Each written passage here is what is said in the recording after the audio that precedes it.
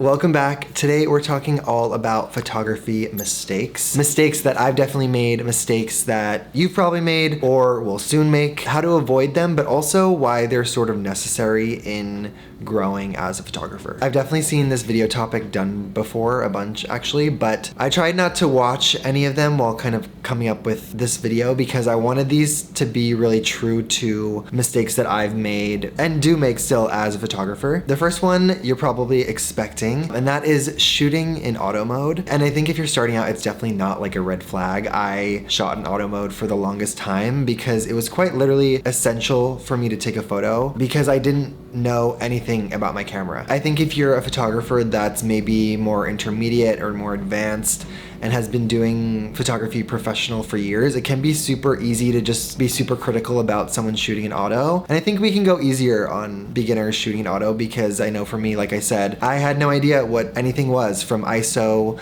to shutter speed to f-stop. All I really knew is that I found a certain frame or composition interesting and I wanted to photograph that. Starting out, I really wanted to get into photography, but I feel like I wasn't too into like learning the ins and outs about my camera. I remember this like one core memory. It was when I was starting out, so probably like 10 years ago now, and I was at a photo meetup in New York City, and it was a super like cloudy, rainy day, and we had placed our model kind of under this dark bridge. And because it was cloudy and there was no really natural light coming in, it was pretty low lit, and I think that was my first time ever shooting a scene that was really dark, and I had no idea how to change my settings from the previous shot. It was a bunch of photographers and I remember everyone shooting the scene and comparing photos, and I was like so embarrassed to show mine because they were quite literally all blurry, too dark or too light. They were just a hot mess, and I feel like from that moment I was like, I need to learn how to use this camera because I don't know what I'm doing. With that being said though, I think there's obviously steps you can take to go from auto to manual mode. You don't have to just jump right on into it. I think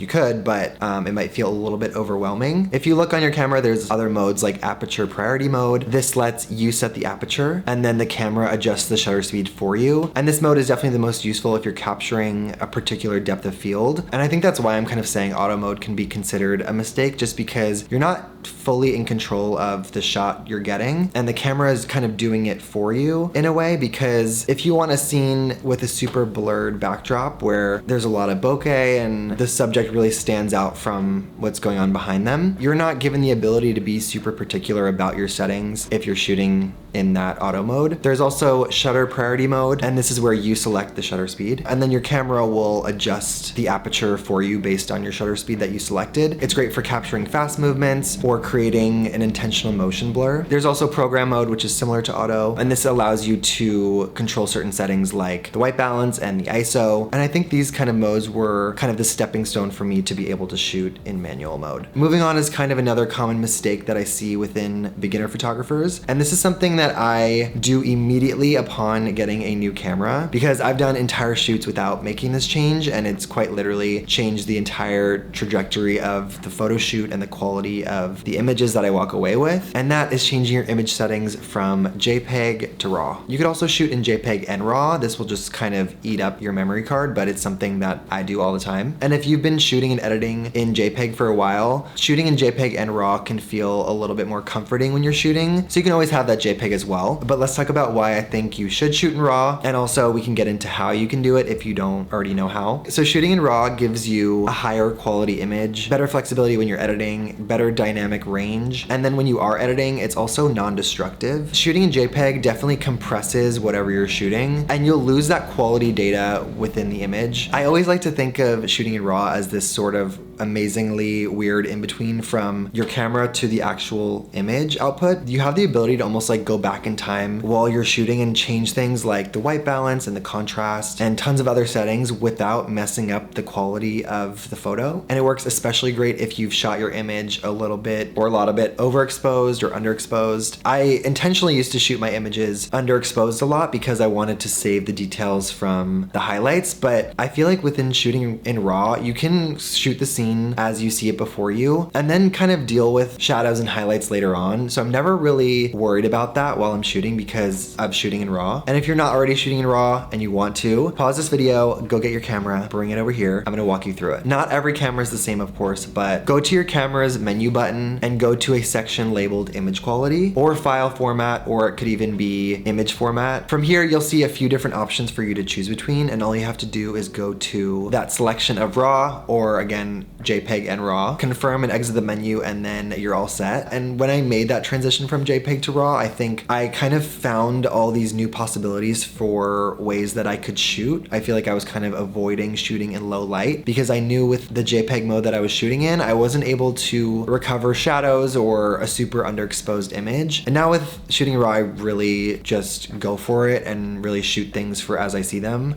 Obviously, I'm still being kind of aware of my ISO and making sure it doesn't go too high, but shooting in RAW can really save your edit, and I would definitely recommend it. Moving on now, we're talking about mistakes you can make during the preparation for a shoot day. This could be anything from not charging or bringing extra batteries for your camera, not charging your flash, missing cords for lighting, or not formatting your memory card. Unfortunately, it could just go on and on because when you're dealing with gear, especially expensive camera gear, there's just so many little things to go along with it. And sometimes these things aren't even your fault, like when we're talking about maybe a card or a hard drive corrupting on you. And this doesn't always pertain to just forgetting gear or not prepping certain batteries, but it could also relate to the weather and the time of day. When I began photography, I had no idea how much lighting impacts your photo. So I would just get like a boost of inspiration and run outside with my camera, and it could be morning, afternoon, or nighttime. I literally did not care what time it was or what the weather was outside.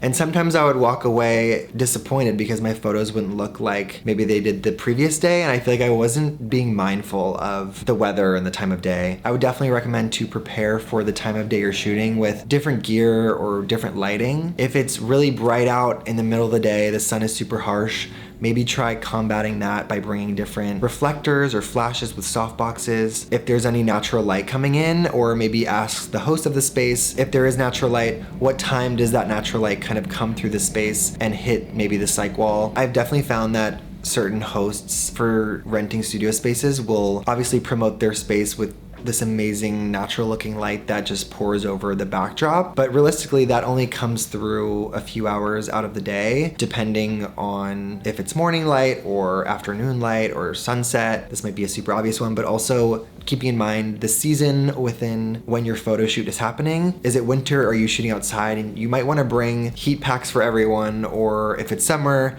bring extra water bottles, just being prepared for whatever weather you might encounter. Moving on, this one focuses around mistakes on editing and over editing. This one's something that I've been doing forever now, and it's really helped my photography. And that is always kind of checking back on the before photo, or even putting the before photo on a separate layer to kind of relate your edited image to. I've found that I can just get really carried away with an edit, especially if you've been staring at it for a long time. I feel like you don't even know maybe what it looked like before it was edited. And I found that when I do this by putting the before layer kind of underneath it, usually by the end of the edit, I'll kind of put down the opacity of the edited image maybe to like 70 or 80, just because it starts to look a little too over edited, and it could just save you in the long run from when you maybe look at that image months later down the line and you're like, what was going on there? Because it's looking a little too over edited. All right, let's do some rapid fire ones, because I feel like those were my like main key mistakes that I've definitely run into, and I'm sure you guys have as well. Backing up your hard drives and also backing up the backup. I've quite literally lost thousands of dollars from not doing this. I should probably do it right now because it's hard to keep up with, but it's definitely worth it in the long run. Making sure if the current hard drive you're working on or the desktop you're working on, if that were to just suddenly combust, are there certain projects on there that you could kind of live without? Or would you have to bring your entire computer or hard drive to someone to save it all? Because I've definitely been there. Certain projects that have due dates and timelines and everyone's relying on me, and then suddenly it's lost. Moving on,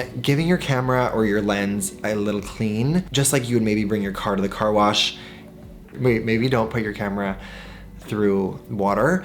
Give it a little cleanup with a cloth, get all that dust and fingerprints off of there. You'll walk away with higher quality images. Moving on, not only skewing your horizon lines, but also skewing your vertical lines. This is something I've been way more aware of, I think, within the past year, because it just makes photos look that much better when everything is skewed correctly. Another is not keeping your shutter speed and your ISO in mind. I feel like this maybe relates back to like the auto manual combo, but I feel like there's been times where I'm just so into what I'm capturing in the moment and I'm not really keeping in mind what my shutter speed or my ISO is. So I've done shoots where my shutter speed is at like 1/100th and my model's moving a lot, and I went to look back at the images and a lot of them were blurry because they were maybe moving a lot or I was moving a lot, and then on the other side maybe my ISO is too high and the image looks super grainy. Just always keep your camera settings in mind. Another one, hair ties or little things and details that maybe shouldn't be in your frame. Maybe you don't notice it when you're on location, or maybe you're a little too afraid to ask your subject to take the hair tie off, but then it's just so annoying to edit out later. At the end of the day, I truly think that you kind of have to experience all of these things and these mistakes for them to actually stick. I feel like I've